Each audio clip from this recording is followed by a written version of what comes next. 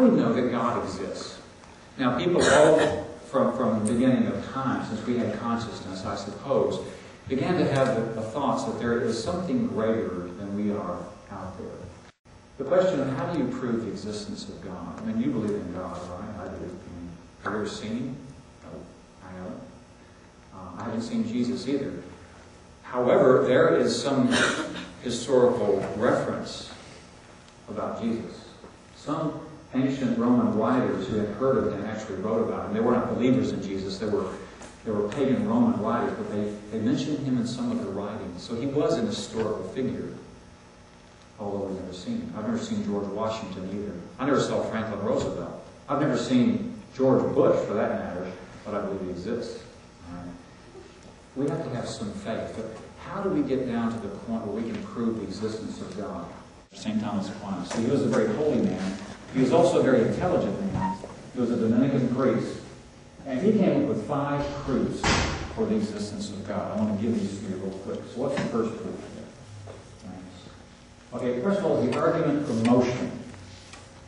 God is the unmoved mover who set the universe in motion. All right, you can observe easily that the moon moves around the sky. It's in a different part of the sky many mornings. The sun certainly comes up over here and goes down over here. You can see motion.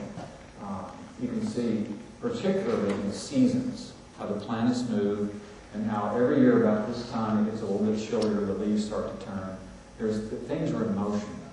So what you do is you reason that something caused the first motion. Something must have started the movement all along.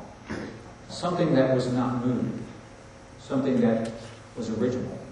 Well, Thomas would say, well, whoever that is God. The second argument is the efficient cause.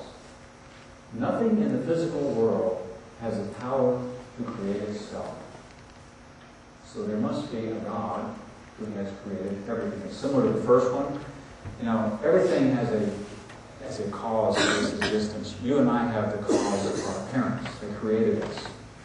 And anything you see in here has been created in some way. Fashioned, manufactured, fabricated, whatever. It's been created by something. The trees, the universe, the stars, the solar system. It came from somewhere. A lot of people say, well, it's a Big Bang. Well, who started the Big Bang? Was it spontaneous? Who made all the elements that went into the Big Bang? We say, according to Thomas Aquinas, that there must be something out there that created the first string of creations. One thing led to the other. The first thing in that line, who himself was not created, we call God. The argument for possibility and necessity. Everything found in the physical world has the possibility of not existing. You and I have that possibility. Rene Descartes had the possibility when he quit thinking. Poof. So everything found in the physical universe has the possibility of not existing. That chair someday will not exist. It might be melted down into scrap and turned into something else. So there must be a being which exists out of necessity. Something that has to exist and causes the other beings to exist. The argument from gradation. Just as there is something which is most hot and the cause of all heat. For example, if you throw this chair in the fire, you don't want to pick it up after it turns white hot because the fire made it hot. So, just as there is something which is most hot and the cause of all heat, that is fire, for example, there must be a thing which is maximum in regard to being the cause of all other being, and that's God. So if something causes something else, there's a string that keeps going back and back and back. And wherever that stops, and it's got to stop somewhere, that we call God. And finally, the argument from governance of the world, intelligent design. Now, we're kind of familiar with this one. We see that intelligent bodies act to some purpose.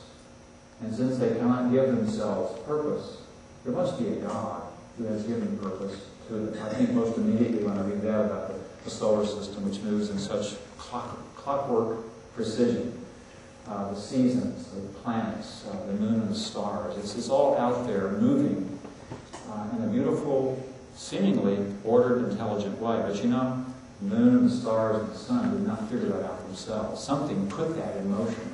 That we call God. Okay?